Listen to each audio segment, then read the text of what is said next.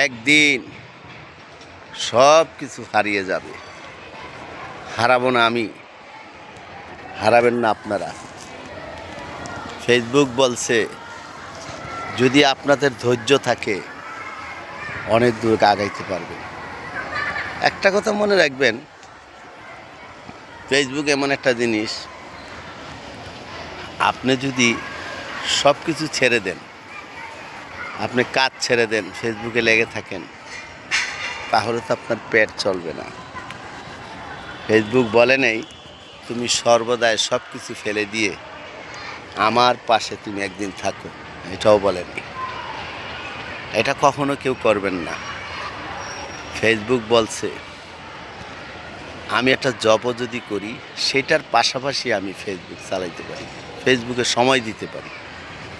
কিন্তু এটা না যে হয়তো আমি একইবারে এটার মধ্যে লেগে থাকবো, এটার মধ্যে লেগে থাকা যাবে না। ফেসবুক এমন একটা জিনিস, তুমি যদি ধৈর্য থাকতে পারো, ধৈর্যহীন হয়ে চলতে পারো, ধৈর্যহীন হয়ে কিছু করতে পারো, তাহলে অনেক কিছু তুমি পাবা। ফেসবুক এমন একটা জিনিস, আমার যদি ধৈর্যই না থাকে তাহলে আমি কিছু করতে পারবো, কিছু করতে পারবো না। আর আরেকটা কথা বলে দিই আপনাদেরকে, আমি একদম ছোট মানুষ।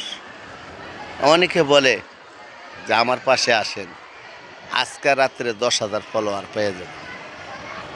সেটা কখনো সত্যি না। আপনি আপনার কাজের যোগ্যতা দেখান, আপনার কাজের যোগ্যতা দেখান, আপনি কি কাজ করতেছেন ফেসবুকে, এটা ফেসবুক দেখতেছে, সব সময় দেখবে আপনি কি কাজ করেন। এটি হলো সবচেয়ে বড় কথা।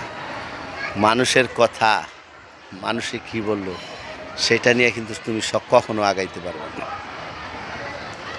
আমি যদি অনেক কিছু দেখাইতে পারি, আমি যদি অ্যাক্টিভতা দেখাইতে পারি, আমি যদি কাজ দেখাইতে পারি, ফেসবুক আমাকে দিয়ে দিবে, অনেক কিছু দিয়ে দিবে।